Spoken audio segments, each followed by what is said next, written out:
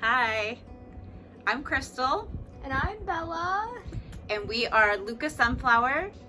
So we decided to start a series called Conversations with My Daughter, which basically is the continuation. If you saw the first video, Bella's request to get more video of me and to hear my voice, which I thought was really sweet. But there's also so many things that I want to preserve for her and memories and things that I really want you to know. So here we go. Are you ready? First one, episode 1. So when I found out I was pregnant with you was right around the time when I first started knitting, and I was working, obviously had a very complicated pregnancy because of all my medical history. Was doing 2 injections of Lovenox, which is a blood thinner, every day, lots of appointments. So Grandma and I decided that I would just knit you a baby blanket, and that would be like my one thing that I was gonna do for the baby. And I was gonna make it really special. So anyways, I ended up finding a color that I wanted online because I did not want to find out if you were a boy or a girl. But Daddy really wanted to know and asked me, please, can we find out, please? And I was like, okay, fine. So every time we'd have an ultrasound, they would try and they'd be like, And I would be like, nope, nope, nope, nope, nope, no, no, no, no, no. They'd bring different people in. I mean, even right up until you were born with your crazy delivery, they kept trying. And every single time they tried, you would put your arms out and put your legs out and be like, you ain't getting near. A lot of them said they'd never seen a baby do that. Wow. So that kind of also gave me a hint. That must be my little girl. But you let me have my surprise that we really didn't know for sure until you were delivered and we heard, it's a girl! So anyways, I wanted to do everything kind of neutral colors that could go either way. So I chose this yarn. I'll show you just a small little amount. It's Barocco something, tan, brown. It was really into that kind of neutral baby vibe. So once I chose the yarn, I needed a large amount of it, so I ordered it online. And I remember, actually we had Milan, we had Mumu. We had our other dog. Sweet little Mumu. I know. Who's probably up above in heaven right now. I'm sorry. She is, and she was a really great dog. So Mumu would sit at my feet while I was working at my desk, and we were in San Francisco. I heard the doorbell, and I knew the delivery guy was coming, and I've been tracking, so I knew this is my yarn, yay! So I run downstairs, and I pick up, and it's like this really small little package, and I'm like, what on earth happened? I ordered like 10 to 15 skeins. Where's the rest of my yarn? So I sit back down and I open it up, and there's just one skein of this like baby pink yarn that's the same color as your sweater right now. And so I sat there and I looked at the yarn and I just started crying. And it was almost in that moment. It ended up being a mistake. The company didn't even have any record of it being sent. I really think it was just a God thing. So when I got that pink yarn, I was so nervous the whole time, Bella. I was trying to stay calm and be at peace and just praying every day, thank you God for another day with my baby. Not really knowing what was going to happen. So I was trying to treasure every day and just try to be at peace and just be thankful for you regardless of how long I got to have you. So as soon as I pulled out this pink yarn, I really felt like it was just kind of God telling me it was going to be okay and to start preparing me that I was going to have a daughter. So Mumu and I jumped around and we danced around the living room and we were just like, pink yarn! It was just a really fun memory, and the shipment was out of blue and nowhere, so just one of those kind of things that was a cool message to me in a way that, you know, I think God can speak through anything, even a skein of pink yarn.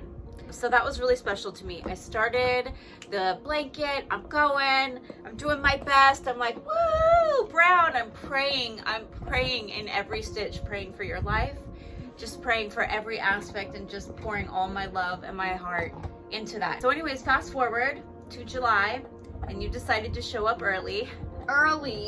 And that's a whole other story for another day. But regardless, the blanket was not done and I was really sad about that. I was like, I didn't get to pick out bedding. We really didn't have anything. Side note, also another story. SFBC, San Francisco Bible Church, the church we were going to at that time. Talk about stepping up, man. That church provided for us in so many ways. Again, another story for another day, but they really showed what a church should do in times of trouble and how the body of Christ should work, because they just completely provided and showed so much love for our family during that time. So anyways, I didn't have anything. Went into labor, horrible 3 to 4 days, but you were born. Hallelujah. Born. We got to hear It's a Girl, and I remembered that pink yarn. I just remembered all the things that God had told me. And we got to tell Grandma in the delivery room that we were naming you after her. So they said, It's a Girl, what's the name? And I looked at Matt, and he just smiled, and I said, it's Isabella Charlene, after my mom. And a long journey for you too, because you were in the NICU, but you were okay. Grandma knit you a little hat with that wonderful pink yarn. But my blanket was still undone and kind of a mess. And again, another long story, but I was on dialysis for a year. And dialysis is a pretty emotional, boring time.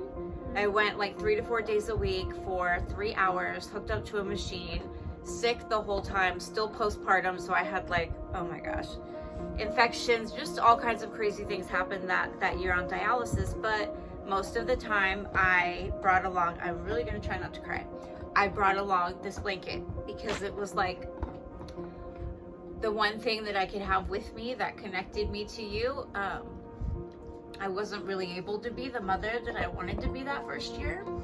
And I'm so thankful for your dad and just your whole family, our church family that showed up for you. But as a mother, it was like I had to fight the temptation to think that I was already failing as a mother from the very beginning, because I couldn't be there for you.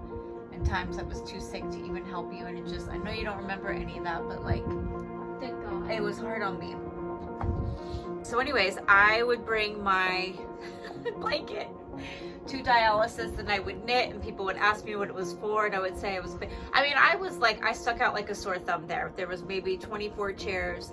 Most people were older. I mean, I was really just, what is a young mother doing here? And I kind of felt the same thing, like, what am I doing here? How did I get here? Yeah, in dialysis, she was the special one to me, like the rare one that you would rarely find.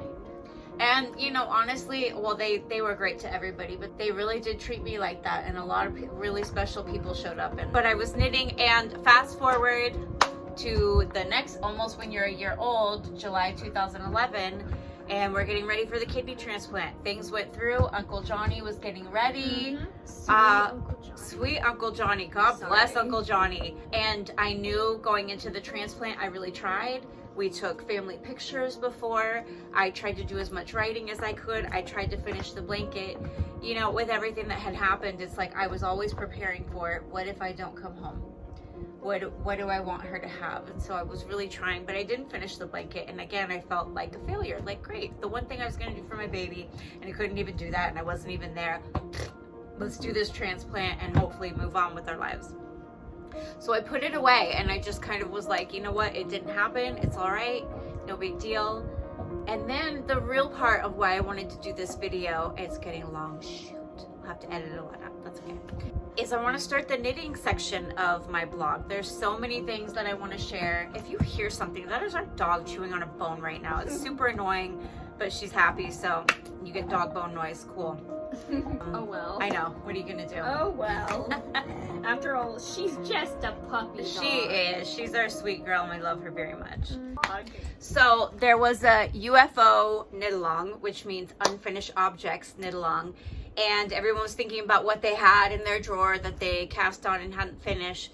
And I just kind of felt like, I think I'm going to get out this baby blanket, and I think I'm going to finish it, even though I didn't finish it then. I don't even have the words to explain it, but it was just significant, and it was something that I needed to complete. And now that I think about it, the colors are actually kind of the same as the hazel in your eyes. So isn't that kind of a perfect match? Yeah, with hazel eyes. Her beautiful hazel eyes. Oh, I'm so sorry. So I decided to join this UFO knit along, and I was going to do this blanket. It was more than just an unfinished object. It was something that I wanted to do for my daughter. From the beginning, from the moment I knew I was pregnant, I started this, and like, darn it, I want to complete this and give it to you so you have it, and you can have something that mommy had with her in dialysis. And anytime I was away from you, I was praying for you and knitting this blanket and just sending all my love and just hoping that we would be able to be together. And look at us, 11 years together. So at first, when I pulled it out, I was not prepared for all of the emotions that I would have. It was overwhelming. It kind of just brought me back. You know, like how you listen to a song and it just brings you back? It was the same kind of thing. I picked this up and I just kind of wanted to throw it across the room because I thought about all that time and just all the things that went wrong. I mean, just a lot of my memories. Yes, through God's power, I was an overcomer and I am a survivor, but that doesn't erase all of the pain of going through something so traumatic. I think other transplant patients I've talked to, people that are cancer survivors, it's kind of like, even when it's done, it's never really done. And a lot of the traumatic things that you go through, it takes a while to kind of even absorb and digest those. So I was really sad. I think I sat there and sobbed with the blanket for probably a half hour and then just put it away and was like, I can't do this. I can't do this. Fast forward a few more years, I pulled it back out, found Monica's pattern and was like, you know what, I'm doing this. And I finished it. I felt really good about it.